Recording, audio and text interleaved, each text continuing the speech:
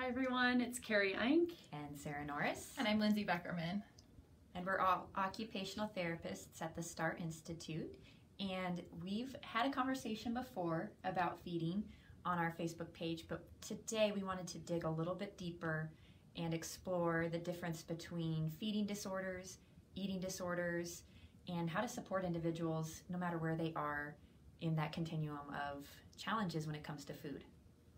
Yeah, so as we've talked about before, the first step in our OT treatment at STAR is doing an initial consult or intake with individuals. And I would say 75%, if not more, of the individuals that we talk to experience some difficulty with feeding. This is the same with kids. You see a lot of information on feeding. We have a whole feeding program at STAR that Lindsay's a part of. And what we really want to do is talk more about adolescents and adults and how does that relate to them, because what we know is that, as we always talk about, sensory processing difficulties are lifelong. And so what does it look like once you get into teenage and adult years and you still have difficulties with feeding and eating? Yeah, and like we talked about last time, we know that eating is the most complex physical task that we do as humans.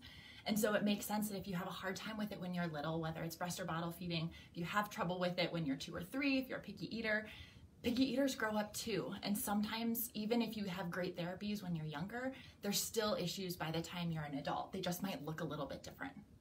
And so just like with all of the other sensory challenges that individuals face, as we get older, feeding disorders, feeding challenges become more complicated.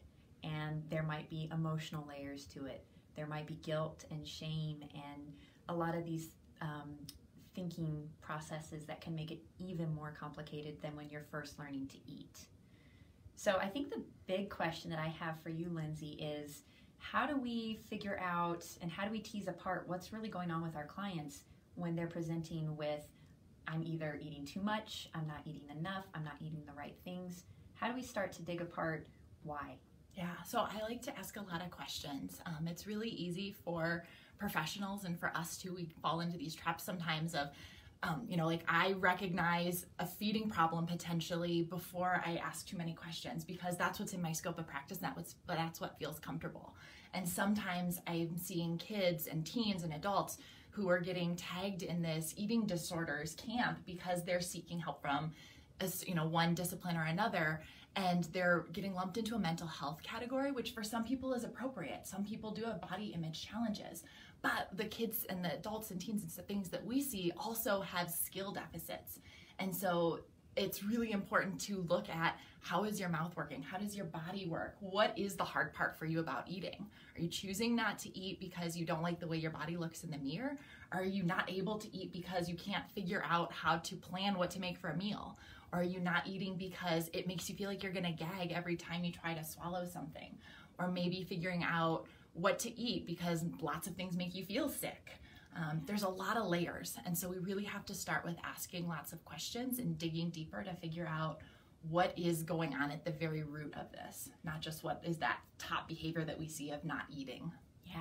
So I like how you pointed out how a lot of these people are showing up in front of their physicians first, or maybe a mental health provider, and it's coming out in one of their appointments that I'm having this problem with eating and I need help. So how do we as occupational therapists or feeding specialists get looped in? Are there some clients that the physicians or the eating disorders clinic providers are seeing this is beyond our scope, this is stuff that's outside of what we're doing? Yeah, I've had a few referrals that have actually come from eating disorder treatment programs where their normal protocol doesn't seem to be working for an individual. And so then they call in somebody else, just again, trying to ask those questions. With one particular kid, I actually didn't have quite all of the answers for him either. And we sent him on for further assessment and figured out that he actually had a physical anomaly that was making swallowing really hard for him, that was causing him to gag. And so not only did he not have ARFID, which he was initially diagnosed with, he also didn't necessarily have oral motor or sensory challenges interfering with food, though he had a little bit, but a lot of people do. He actually had a physical thing and needed surgery. And after he had surgery, all of the tools that he had gained from all of the different treatments he had participated in supported him tremendously. But it wasn't until we had that whole entire team approach until we really got to the root of his eating problem.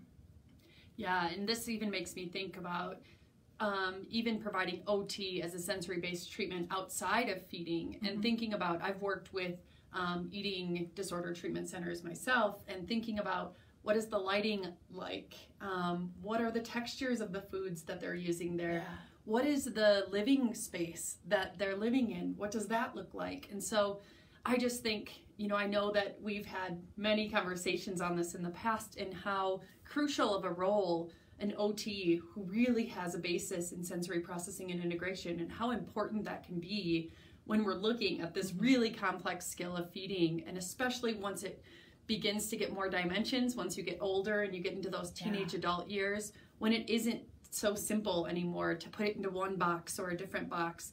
We really need to be working together, and I think that's where we've talked about in some of our other videos about how mental health conditions like anxiety, depression, they can loop into, and we're working alongside those providers. And I just think that's where an OT like you, who's skilled in feeding and sensory-based feeding challenges, as well as mental health providers who might be looking at the psychological components, as well as somebody like us who we're skilled in looking at sensory processing and integration outside the scope of feeding. And that's also important, thinking about what type of activities are they doing beforehand to get them set up for feeding?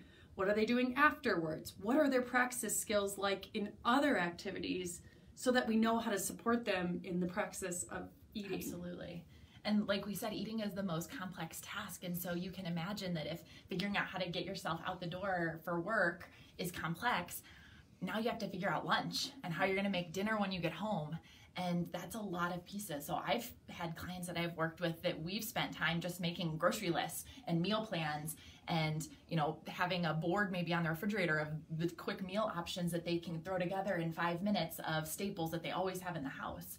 And sometimes that's the praxis piece that they need support around. So I think the one level of complexity that always comes to light when we're talking about adolescents and adults is this move to independence.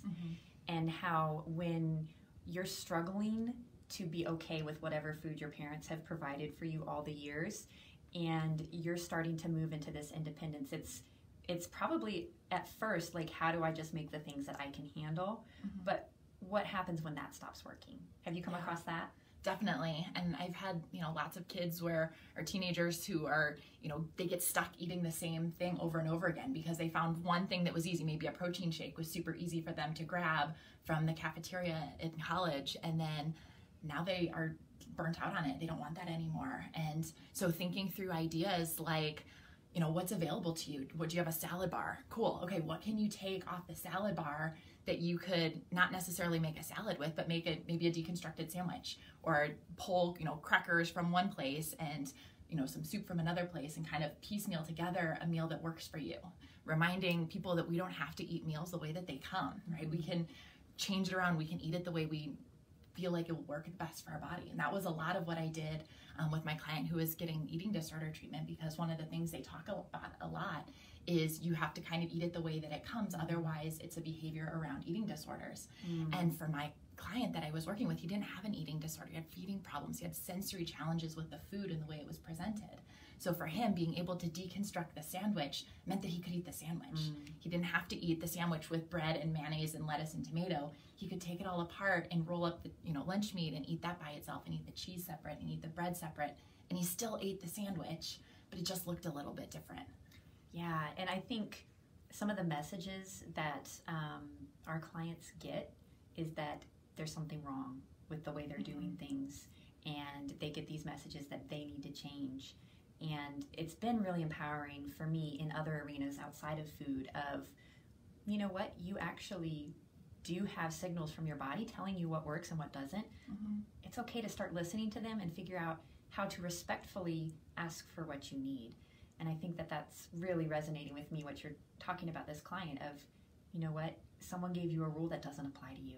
Yeah. And it's okay if you break it. And we talk about a lot with the people that I work with that it's not the person that has an issue, right? It's the food. We can change the food to make the food work for you. There's a million ways to eat an apple. You just have to figure out how to cook it the right way to make it work for your body. Some people like it crunchy and wet. Some people like freeze-dried apple chips. Some people like applesauce better. doesn't matter. It's still an apple. So there's lots of different ways, and I'm pretty convinced that as long as we find the right recipe, we can make any food work for just about any person. So it's kind of that being a scientist, getting in the kitchen, figuring out some, basic cooking skills, finding new recipes, trying new things, and really figuring out how to make the food work. And I love how you're talking about the sensory properties of food are changeable. And I think that's where, especially those individuals that have those praxis challenges, that have the problem-solving challenges, they get stuck and they feel like, I don't have choices and nothing works. And so you're talking about just opening up their awareness of, you know what, you do have choices, you do have some control, and let me teach you. Yeah, I think that's where we work so well together with nutritionists as well, where they might have the background to really understand all the nutritional qualities, but as OTs, we're skilled in helping them set up to make a plan, sequence through the plan, and then actually execute it. I think sometimes we assume that every individual knows how to do this process, and that's not a contributor to why people aren't eating or why they're choosing the same foods every day.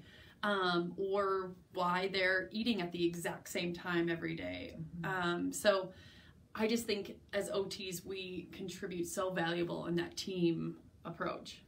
I think one other place that we really contribute is when it comes to body awareness. Because when we're talking about eating, we're talking about body signals, and we're talking about hunger, we're talking about satiation and a sense of fullness, and figuring out, when do I need to eat? How much do I need to eat? When am I done? Absolutely. And that's really hard, because if I don't have good interoception and I might not be noticing that I'm hungry, I might end up underweight and looking like somebody who maybe has an anorexia diagnosis. But really the underlying root is different. So if I'm not paying attention to my body signals, I need to be working with an OT to help me pay attention and be able to read those things and come up with compensation strategies around that. So maybe setting a timer, or maybe having somebody who kind of holds me accountable to when it's mealtime to come and find me, so I leave my desk at work and come and eat, versus other things that could be at the root. So I think body awareness is a huge piece, and recognizing, does my stomach hurt because I'm hungry? Does it hurt because I need to go to the bathroom? Am I going to be sick? Is that food not working for me? What's causing my stomach ache? Yeah, another one I've seen is the tactile sense, which we know is kind of that link between the external world and our internal world. And we assume that people are processing tactile input appropriately in order to be eating. So thinking about how even pants and shirts feel. And if you're feeling uncomfortable in the clothes that you're wearing and you're feeling comfortable around the midsection, as OTs, we're questioning, okay, does tactile sensitivity maybe have a contributing factor here? If they're feeling so uncomfortable throughout the day because they're sensitive to a range of sensations, that easily could be at play within the task of eating, just from an internal quality as well as the textures of foods, but also thinking about the tactile qualities internally. And we know that when we're in an agitated state, we can't move into that rest and digest place where we actually feel like we can eat and we can feel safe enough to plan and carry out a meal and try something new. Yeah.